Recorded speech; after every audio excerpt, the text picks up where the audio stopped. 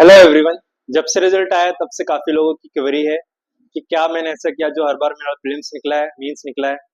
तो काफी लोगों के जब बहुत सारे फोन्स आ रहे हैं, मुझे काफी मैसेजेस आ रहे हैं, तो क्यों हमने सोचा कि क्यों ना एक वीडियो ही बना ली जाए जिसमें बहुत सारे जो क्वेश्चंस है वो आपके सॉल्व हो जाए। और तो इसी क्रम में अगर हम आगे बढ़े तो जैसे कि आप सभी को पता होगा कि मेरा नाम विनय कुमार डहरवाल है। I recently got selected as a DSP in MPPSC 2022 और मैंने नेट सेट ज्योग्राफी और यूपीपीएससी जैसे एग्जाम्स भी दिए जिसमें मैंने क्वालिफाई किया है। अगर हम बात करें तो सबसे पहले जो मुझसे पूछा जाता है कि प्रीलिम्स कैसे क्रैक करें, how to crack prelims. Prelims इस एग्जाम की सबसे बड़ी हर्डल है क्योंकि ये हमारे हाथों में नहीं कि एग्जाम में क्या आने वाला है। परंतु अगर आप प्रीलिम्स के बारे में अच्छे से जानते हैं तो उसका एक डिफाइंड सिलेबस होता है। मध्य प्रदेश पीएससी की सबसे अच्छी बात यह है कि इसमें एक सिलेबस वेल डिफाइंड तरीके से दिया रहता है। साथ में आपको अगर एनालिसिस करना है तो पीवाईक्यू आपको जरूर देखना चाहिए। पीवाईक्यू देखने से आपको पता चल जाएगा एग्जाम का ट्रेंड क्या है, एग्जाम का पैटर्न क्या है, किस टाइप के क्वेश्चन आते हैं और कैसे उसे सॉल्व किया जा सकता है। ऐसे ही जब मैंने एग्जाम का ट्रेंड देखा, पीवाईक्यू देखे, तो मुझे जो मोटी चीज जो सबसे ज्यादा इंपॉर्टेंट वो समझ में आई कि पीवाईक्यू जब एमपीपीएससी की अगर हम बात करें तो उसमें 100 क्वेश्चन प्रीलिम्स में आते हैं। दो पेपर होते हैं, पहला जीएस का, दूसरा सीसेट का। इन 100 क्वेश्चन में अगर इनको तीन कैटेगरी में बांटे, जो एक इजी, मॉडरेट और डिफिकल्ट, अगर तीन तीन कैटेगरी में अगर हम बांटते हैं, इजी में 60 से 70 क्वेश्चन इजी आते हैं, 20 क्वेश्चन लगभग मॉडरेट और 20 क्वेश्चन के आसपास टफ क्वेश्चन आते हैं। हम जो क्या करते हैं, बार बार मुझसे काफी लोग ये पूछते हैं कि हमारा जो है क्वेश्चन प्रीलिम्स एक दो क्वेश्चन से रह जाता है।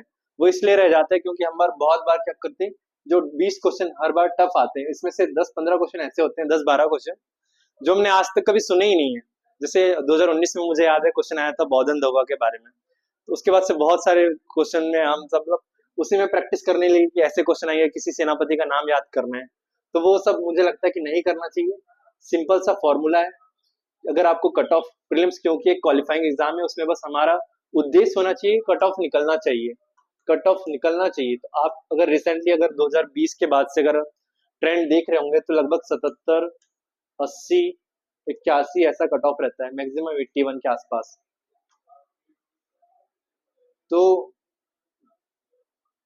अगर इजी क्वेश्चन की बात करें तो 60 क्वेश्चन इजी होती है। अगर हमारी तैयारी की रणनीति यही होनी चाहिए कि हम इजी क्वेश्चन पे ज्यादा फोकस करें। हमारी पूरी कोशिश ये होनी चाहिए कि इजी क्वेश्चन जो है वो एक भी गलत ना हो। इसके बाद हम जब तैयारी करते हैं, ट्रेंड देखते हैं, तो मॉडरेट क्वेश्चन जो हम तैयारी कर रहे हैं उसमें हम अच्छे से तैयार कर सकते हैं। इसके बाद जो आते हैं टफ क्वेश्चन, अगर ये 60 और 20 क्वेश्चन, अगर 80 में से अगर आप सिली मिस्टेक करते भी हैं या दो चार क्वेश्चन आपसे नहीं बनते, फिर भी 75 77 कर सकते हैं। इसके बाद भी 20 क्वेश्चन फिर भी बचे हुए हैं। अगर हमने इतनी तैयारी की है तो 20 क्वेश्चन में भी कुछ तो करेंगे। जो तैयार कर रहे हैं उससे कुछ तो तुक्का लगेगा, तुक्का या स्मार्टली गैस, कुछ एलिमिनेशन, कुछ ना कुछ मेथड लगेगी। और यहाँ से अगर हम 5 क्वेश्चन भी करते हैं तो इजीली 83 का स्कोर हमारा पहुंच जाता है और हम इजीली कट ऑफ क्वालिफाई कर लेते हैं। तो ये सिंपल सा फंडा है जिसको मैंने कई बार 80-20 रूल भी कहा है। 80 की हमें तैयारी करनी है, 20 की नहीं करनी है। 20 हम बस जैसे भी करके वो क्वेश्चन अटेम्प्ट कर लेंगे। अगर हमारे 80 क्वेश्चन में से अगर बहुत ज्यादा गलत हो जाते हैं तो प्रीलिम्स निकलना बहुत मुश्किल हो जाएगा। तो सिंपल से यही रूल है, हाउ टू क्रैक प्रीलिम्स। इसके बाद अगर हम बात करें प्रीलिम्स के, अगर सिलेबस की बात करें तो सिलेबस में वेल डिफाइंड सिलेबस है। सिलेबस के पॉइंट से ही क्वेश्चन आते हैं। जो मैंने कहा ना कि 80 क्वेश्चन आसान आते हैं, वो 80 क्वेश्चन सारे के सारे सिलेबस के एक एक पॉइंट से आते हैं। इस तरीके से अगर हम आगे बढ़ते हैं, एकदम यूनिट वाइज हमारा सिलेबस है, 10 यूनिट में डिवाइडेड है, जिसमें से मैक्सिमम क्वेश्चन आते हैं एमपी के लगभग 40-45 क्वेश्चन आ रहे हैं करंट अफेयर मिलाकर। तो क्यों ना सबसे पहले हम एमपी को अच्छे से तैयार कर लें।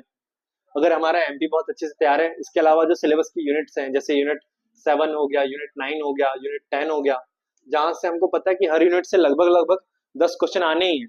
अगर हम उनको बहुत अच्छे तरीके से तैयार कर लेंगे तो हमारे इजीली 85 के अराउंड हम क्वेश्चन सही कर सकते हैं और हमारा कट ऑफ कभी नहीं रुकेगा। ऐसा ही मैंने किया है, इसीलिए 2019 से लेकर 2024 तक मेरा कभी प्रीलिम्स नहीं रुका है। ऐसे अगर हम आगे बढ़ते हैं